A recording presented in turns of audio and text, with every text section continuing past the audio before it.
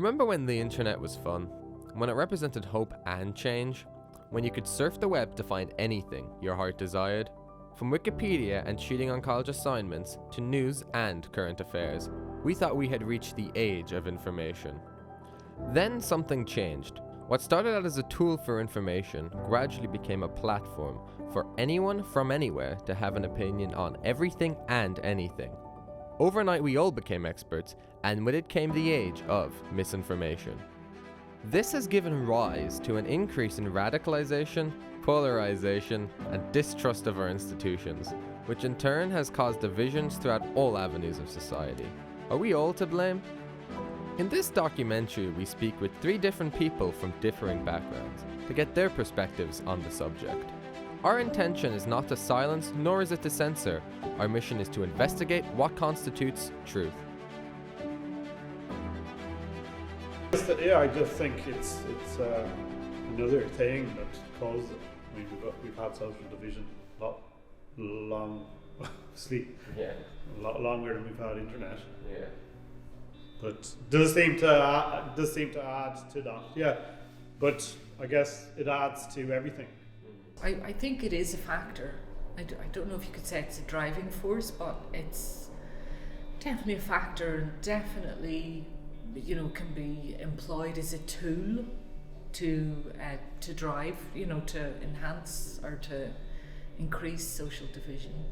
But also it brings people together too, doesn't it? In society, we usually have in small groups of people, not say small, but a village or a town maybe, you might have rumours that go around and hearsay and that.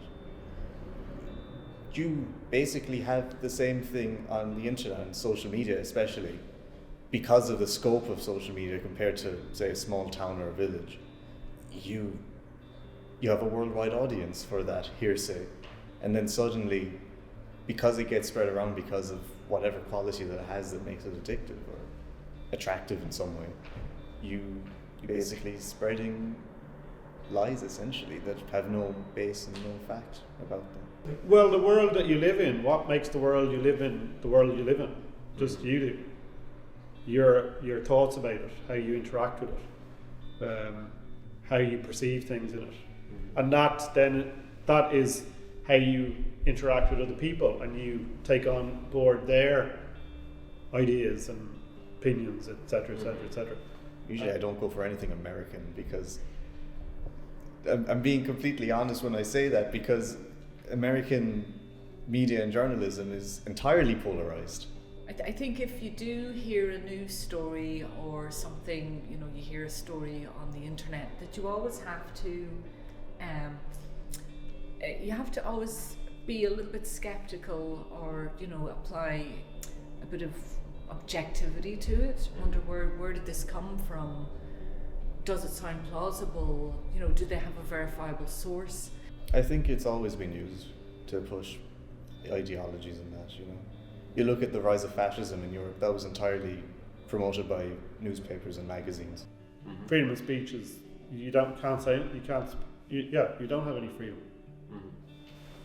And I think it's very worrying that under the illusion we have freedom more and more, but it just seems to be more and more controlled.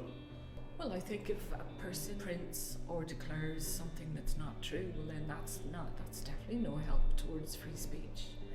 It behoves each of us, when we're broadcasting or writing, that what we do publish or speak is verifiable and truthful. I think we should always be reviewing the relationships with technology, especially because it changes so often.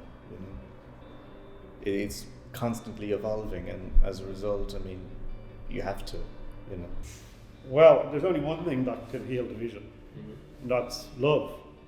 Healing divisions way above my pay grade. If you can be encouraged to be critical and skeptical and always look for the facts, then that's going to heal divisions.